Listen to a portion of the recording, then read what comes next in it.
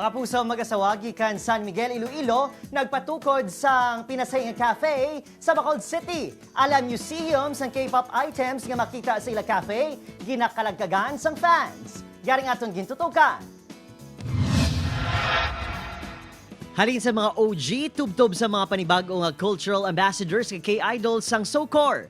Madamo nga display sang items, fan sticks, mga collector's items sa ginaagawan sa madamo nga fans all around the world. Tanan ini makita sa Tindalo Avenue sa ginakabig Little China sang Bacolod. Mga kapuso, makipag-anyaw hasayo sa inyong idolo. Welcome sa sini nga unique cafe that will surely make your heart stop beating bangod sa mga opa nga magapalibot sa imo. Ini ang Pinasay nga cafe gihintukod sa mag-asawa nga Joan kag Arvin. Tumandok sang San Miguel, Iloilo kag nagpadulong sa Negros agud itibong ang ila handom nga magnegosyo. Kag biskan hindi ko ka nabilong sa ilang nga fandom bala sir, magsulod di sila do happy sila nga makita ng ilang mga idols bala sir. Ang K-Signature Cafe ang gintibong sa tunga sang pandemya. Apisar sa mga kabudlay, never say never ang mag-asawa to reach for their stars, kaangay sang ila paborito nga K-drama. Pangamuyo ka pero himakas ka man.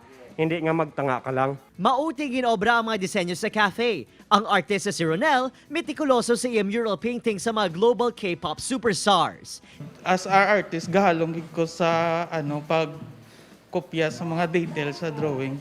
Siyempre, hindi kompletong K-pop fields kung wala pagkaon. Ari, ang mga K-classic nga ramyon, kag ang ila Pinoy version sang sikat nga samgyetang, kag bingsu nga kaangay sa halo-halo. Ga-request sila sang mga song, amo na gamano. Then taga every time nga magano kami sang song ga ginyugyaw gina sila dayon. Ang cafe nagapamatuod ng K-pop is here to stay. Para sa mag-asawa, ang ila cafe simbolismo sa ila paghimaka sa tunga sa pandemya. Madinuagon yung mga handom, kag unique nga pamaagi, agud sa kabuhi, mangin madinalagon. Muna magkalautang ka, magkaano ka da.